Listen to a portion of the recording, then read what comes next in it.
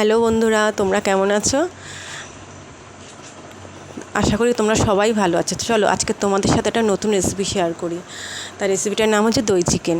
তা দই চিকেন করবো বলে কোনো প্ল্যানিং ছিল না, তবে চিকেনের পিসগুলো একটু বড় বড় হলে ভালো হতো। তা এবারে আমি প্রথমে চিকেনগুলো ধুয়ে জল ঝরিয়ে রেখেছিলাম। তা কড়াইতে সাদা তেল দিয়ে চিকেনটাকে একটুখানি ভাজা করে নেব। তা ভাজা হয়ে গেলে চিকেনটা তুলে সেই কড়াইতে আমি পেঁয়াজ, কাঁচা লঙ্কা, রসুন, আদা একটু ভাজা ভাজা করে নেব। তা ভাজা হয়ে গেলে এটা মিক্সার বলে তুলে নেব আমি। তুলে নিয়ে ওটাকে পেস্ট করে রাখতে হবে। তা এবার কড়াইতে আমি আরেকটু সাদা তেল দিয়ে তার মধ্যে আমি শুকনো লঙ্কা, এলাচ, দারচিনি ফোড়ন দেবো।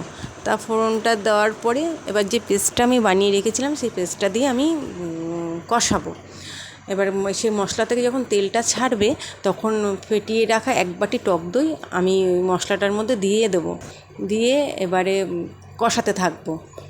এবার কষানো হয়ে গেলে তার মধ্যে আমি 1 চামচ ভাজা জিরের গুঁড়ো আর একটা মশলা আমার করে রাখা আছে, শাহমরিচের গুঁড়ো, ওতে এলাচের গুঁড়ো, গোলমরিচ, লং, তারপর স্টার সব কিছু দিয়ে একটা গুঁড়ো করা আছে মশলা, সেই ভাজা মশলাটা আমি একটু দেবো।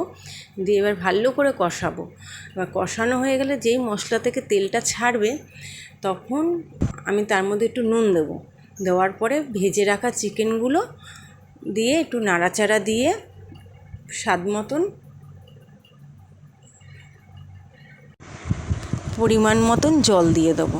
তা জলটা দেওয়ার পরে একটু ঢাকনা দিয়ে দেবো। ঢাকাটা 5-10 মিনিট পরে ঢাকনাটাকে তুলে যখন দেখবো চিকেনটা হয়ে এসছে তখন একটু চিনি ছড়িয়ে দেবো। তবে চিনিটা অপশান, তোমরা মনে করলেও দিলেও দিতে পারো, না দিলেও দিতে পারো।